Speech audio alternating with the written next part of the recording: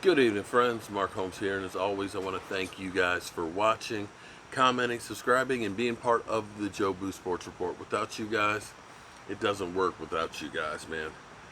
Just finished doing my live stream. Um, it's the weekend. It's Friday night, and I'm glad to still be here. Um, it was a great week. Got a lot of work done. Got to do a little bit on the red brick house and see some progress there. And we're literally a month away from training camps opening up. Got word that basketball is going to be playing, baseball is going to be playing, and of course the NFL is planning on starting training camps on time and the season on time as well. But I'm not sure what kind of plan that they have. I mean, other than we're going to play.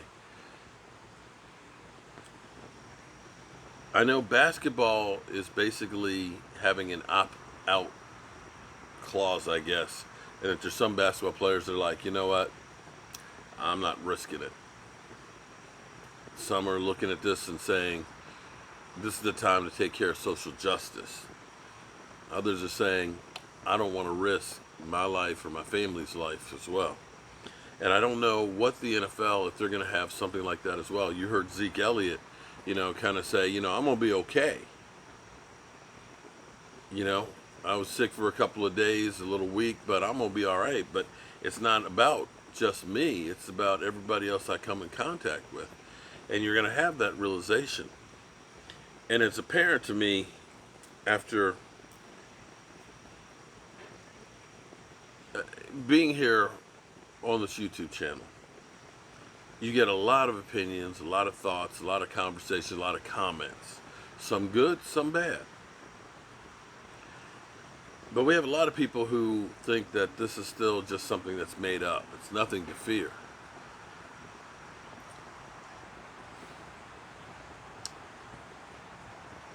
If I'm wrong, and this is something not to fear, and you wear a mask, and you social distance, well, then nobody dies.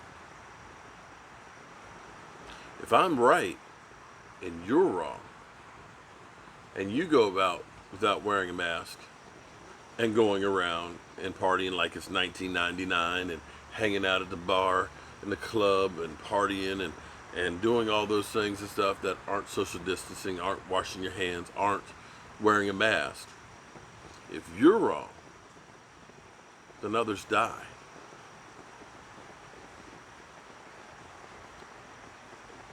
I'm sad when I hear my friends like you let me know, man, I just lost another family member.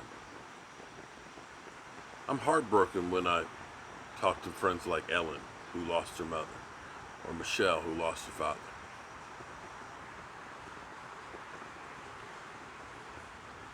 I hate that we're going through all of this stuff. Our economy's in the toilet. People are dying. People don't have jobs. This is the biggest thing that we've ever faced in my lifetime. I lived through the Vietnam War, both Gulf Wars, the Cold War, and right now, this is bigger than all of them. And we have so many people who won't even take it serious, that are so selfish and so self-centered. The only thing they care about is themselves. And herein lies the reason and the problem why we can't get a handle on this. Because to stop something like this, it takes all of us together. And it breaks my heart when I think of what our country has become. We never had to agree with each other. We never had to be agreed. But we could always have a conversation. I could tell you what I'm thinking, and you could tell me what you're thinking. And I could understand maybe what you're thinking, or I could tell you, it just doesn't make any sense. And vice versa. And together, between us having a conversation, we could understand each other. We might be able to come up with a solution that works for everybody. And we didn't leave as enemies. We can't do that anymore. Everybody is so filled with hurt and anger and pain, and they want to inflict as much damage as they can on each other. And I'm wondering what happened to my country.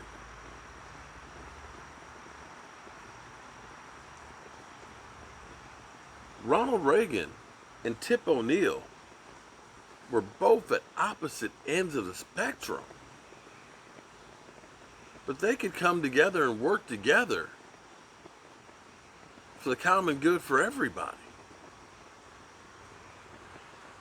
We need to get back to doing that together. Because, brother, we don't. We're going to continue to fall apart and get worse.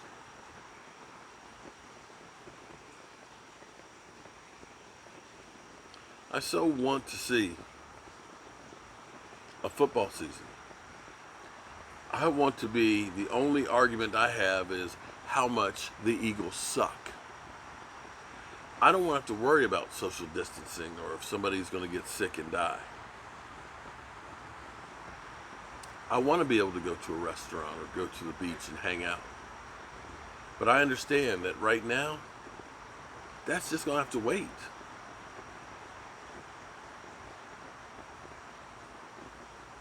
And you do that because we need to do that for all of us. And the sooner we start doing that, the sooner we can get back to that.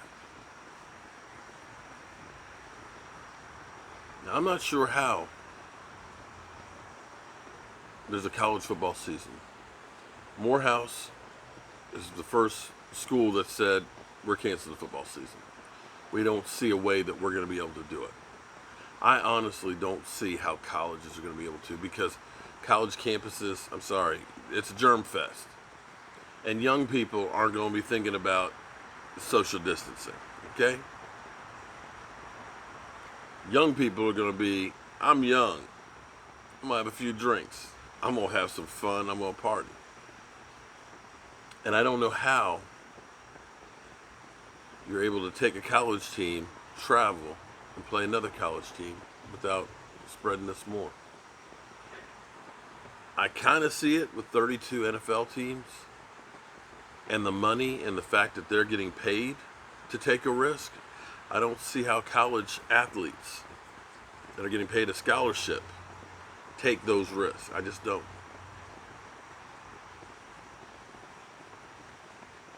I just don't. Something about this show tonight, listening to some of these comments that just got to me, man.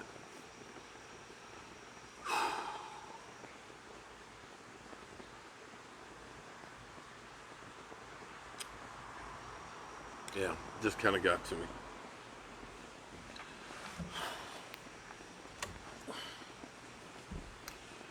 All my friends in Texas, Arizona, Florida,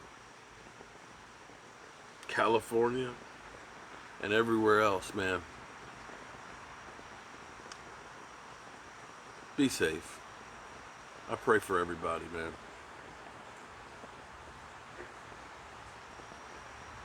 And I'm looking for some new and brighter days for all of us, man.